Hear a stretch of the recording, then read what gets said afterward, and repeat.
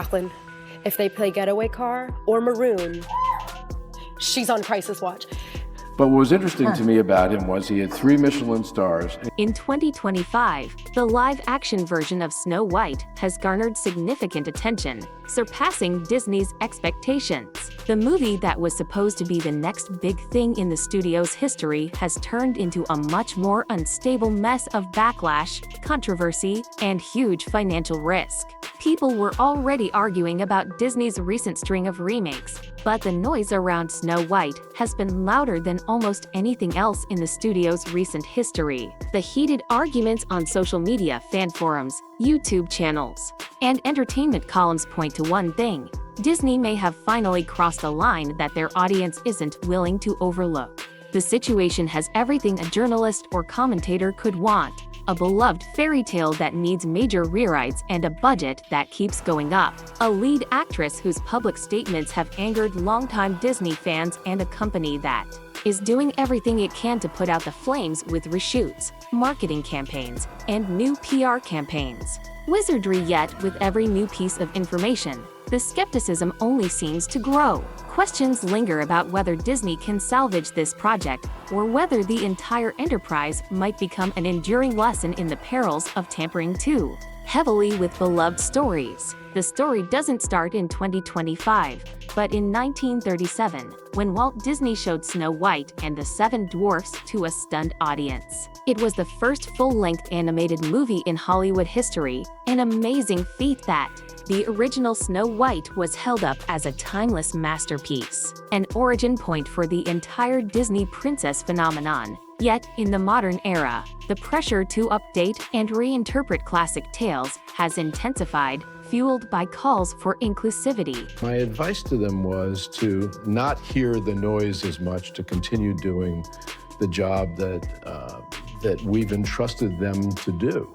Right. Which is to tell the truth, to state the facts, to present the news in an accurate and a fair and in a time. Fresh perspectives, and broader social consciousness. Many fans applauded this direction at first, hoping Disney would find innovative ways to respect tradition while gently introducing contemporary values. So when word came that Snow White would be getting a live-action treatment, expectations soared. After all, if the studio could pull off reimagined hits like Beauty and the Beast or Aladdin, both of which earned sizable box office returns, surely they could handle the movie that started it all. But as production details began trickling out, the mood shifted from excitement to confusion to outright outrage, culminating in calls for boycotts and heated accusations that Disney had lost its way. At the center of the storm is Rachel Zegler, a young actress whose career had been on the rise after a breakout role in a high-profile musical adaptation. Many believed she was poised for lasting stardom. Getting the part of Snow White should have been a dream come true and a chance to become part of Disney's story history. Instead, it has been used against her in interviews and public appearances. Zegler repeatedly said that the original Snow White was out of date. She said that the 1937 version, which is famous for its story about a princess, a magic mirror,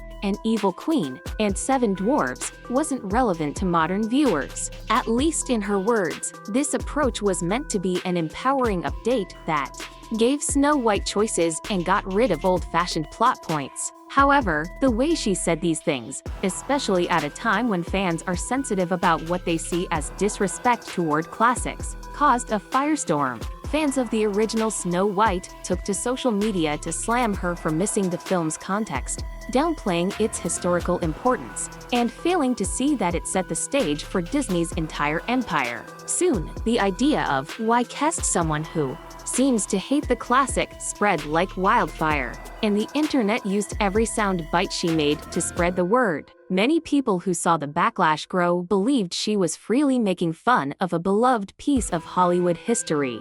When discussions about feminism and diversity turned into accusations that the star was ignoring some fan groups. However, as heated as that debate was, the Zegler, Jacqueline, if they play Getaway Car or Maroon, she's on crisis watch.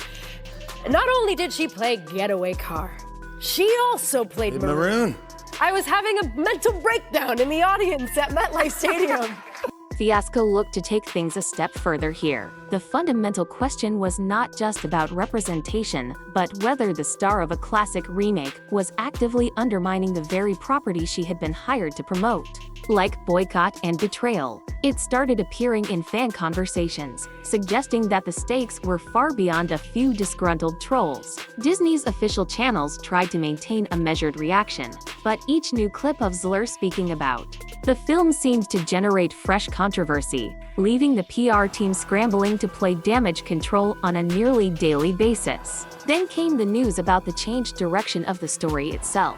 Early leak hinted that the Seven Dwarfs had been reimagined as a diverse group of magical, possibly non-dwarf companions, a radical shift away from the original concept. Some saw this as a well-intentioned move trying to avoid caricatures or stereotypes that might be out of place in a modern retelling. Yet many longtime fans felt it was an unnecessary change that betrayed the heart of the story. Parallels to other controversial remakes like The Little Mermaid or the 2016 Ghostbusters emerged in each of those examples. Fans had expressed a blend of nostalgia-driven protectiveness and frustration about perceived agenda pushing, while those behind the remakes often pointed to the need for progress. Critics asked why classic stories had to be reshaped so drastically rather than simply building new narratives that fit modern standards. The tension here was palpable, showing how passionately many people cling to the heritage of beloved films. As more set pictures and details about the new Snow White emerged, The boxing ring. Boxing ring, and Howard Cosell, who was then a famous announcer for ABC Sports, introduced him. And I was asked at some point to get Mr. Sinatra Listerine. We're at Madison Square Garden. It's not like there's a Listerine store in Madison Square Garden.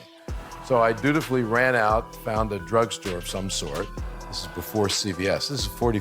Publicity plan. A new team was brought in to try a last-ditch rescue operation, tasked with repackaging the film in a way that might placate an angry fan base. But such efforts so close to the finish line rarely end well. The fiasco offered similarities to the chaos that Sony faced with The Interview in 2014, though that film was mired in a geopolitical debacle rather than a fan revolt. Still, the notion of a big release going back to the editing bay at the 11th hour was a massive red flag.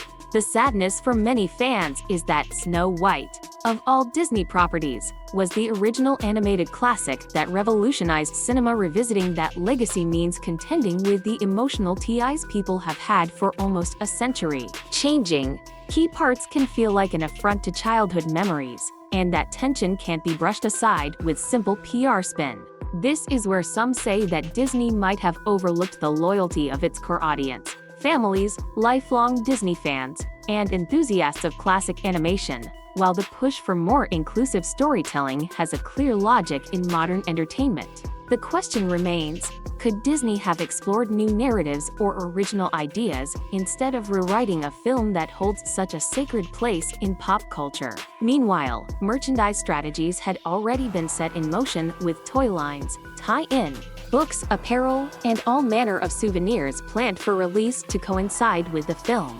The worst-case situation for Disney would be if the film bombs, leading to an overstock of items that nobody wants. Retailers and lenses count on the success of each new Disney movie to drive sales. But if the audience is angry or apathetic, chatter only gets louder. People discuss the film's rumored story changes, the rumored rewrites, the tensions behind the scenes, and the overall sense that Disney has gambled its tradition on a roll of the dice. Will the final product be a thoughtful update that keeps the story's magic intact, bridging generations with a respectful nod to the original while offering something fresh? Or will it be a cautionary tale for studios everywhere, a prime example of what happens when you push modernization too hard and inadvertently alienate your core audience? The answer will show itself once Snow White 2025 hits theaters, if it even manages to do so on schedule. Given the chaos until then, the story continues to captivate observers,